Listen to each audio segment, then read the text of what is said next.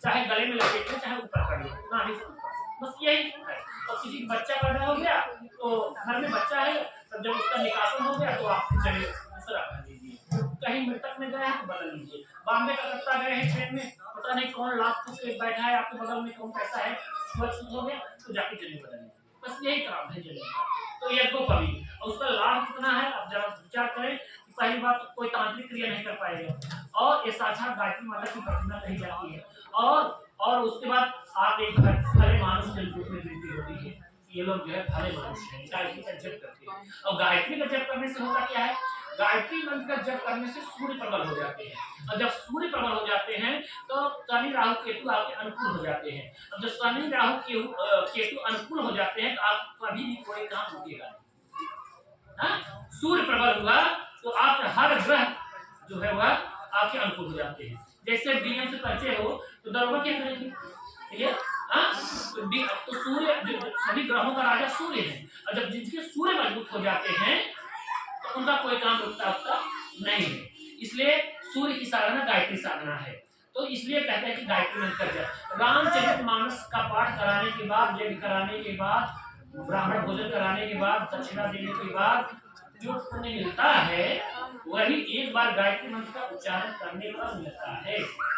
एक गायत्री मंत्र के शब्दों की व्याख्या गीता और रामायण भागवत है।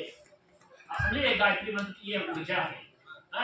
गायत्री मंत्र अगर सही ढंग से जपा जाए तो आप 3 किलोमीटर की व्यक्ति को आप समझ जाएंगे। आपके घर में क्या रखा है वो पता चल जाएगा। मतलब क्या कि जथा मुंडे तथा ब्रह्मांडे, ये तुरंत एकाकार हो जाता है, तुरंत जैसे शास्त्री है बता देते हैं, वैसे आप जान जाएंगे। कभी कभी हमारा हुआ है परीक्षा अभी बताएंगे आप लोग कहीं लगे। देखिए अभी बता बोलो गायत्री माता की जय। तो ये गायत्री की पूजा है, गायत्री की पूजा। तो तब आप तो बोले इस व्यक्ति बेटी का जनेऊ संस्कार हो जाना चाहिए।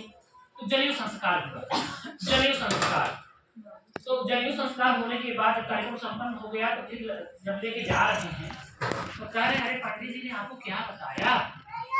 बोले कि पंडित जी ने कहा था गायत्री ब्राह्मणों की कामधेनु है, कल्पवृक्ष है, पारसमणि है, और एक लोटा सूर्य भगवान को जल चढ़ाना, 3 माला गायत्री का जप करना, एक अपने लिए, एक अपने परिवार के लिए, एक समाज के लिए, यही करना बेटा। तो यही गुरु जी ने बताया है। तो पिताजी एक बात ये बताइए, ब्राह्मण किसे कहते हैं, ब्राह्मण किसे कहते हैं। तो भागवताचार्य थे विद्वान आदमी, उन्होंने कहा बेटा जन्मना जायते संस्कार संस्काराच्युते, संस्कार से व्यक्ति ब्राह्मण होता, जात से ब्राह्मण नहीं होता।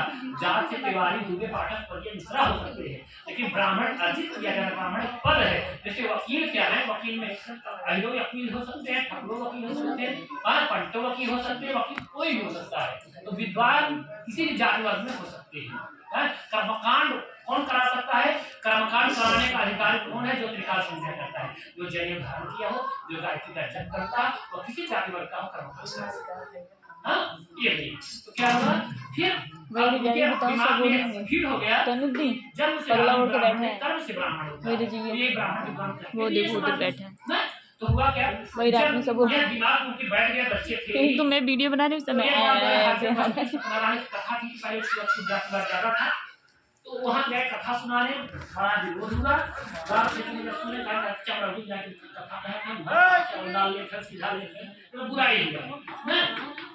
लेकिन देखिएगा आप लोग विचार करिए, यहाँ विद्वान बैठे हैं, परिवार है कि पैसा चिक का हो, करता है चिक का पैसा हो, चाहे